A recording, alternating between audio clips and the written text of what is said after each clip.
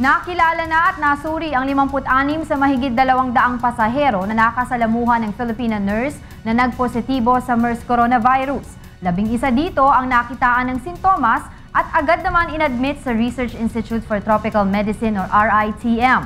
Ito ang balita ni Joan Nan. Batay sa update ng Department of Health, aabot na sa 56 sa mga nakasalamuhan ng Filipina nurse na nagpositibo sa MERS coronavirus ang sumailalim na sa mga pagsusuri. 11 sa mga ito ang nakitaan ng mga sintomas. Ngunit batay sa mga naunang isinagawang medical test, lumalabas na negatibo ang mga ito sa virus. Sa ngayon ay kakailanganin pang makumpleto ng 11 pasyente ang mga pagsusuri bago tuluyang makumpirma na ligtas sa banta ng sakit ang mga ito.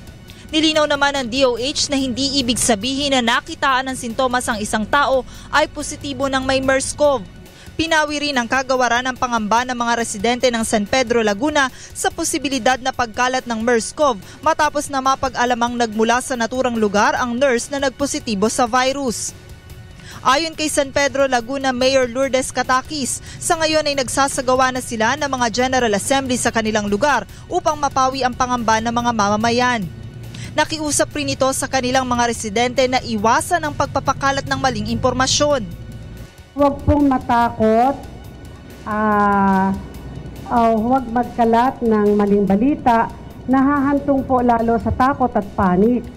Marami sa mga estudyante ng Pasita 1 Elementary School ang hindi pinapasok kahapon ng kanilang mga magulang matapos na kumalat ang isang text message. Nakasaad sa nasabing mensahe na isang pasyenteng positibo umano sa MERS-CoV ang nakakonfine sa Evangelista Medical Center na katapat lamang ng paaralan sa Barangay San Vicente. Ngayong araw ay personal na nagtungo dito sa San Pedro, Laguna si Dr. Garin at iba pang opisyal ng DOH upang ipaliwanag sa mga residente ang mahalagang impormasyon patungkol sa MERS-CoV.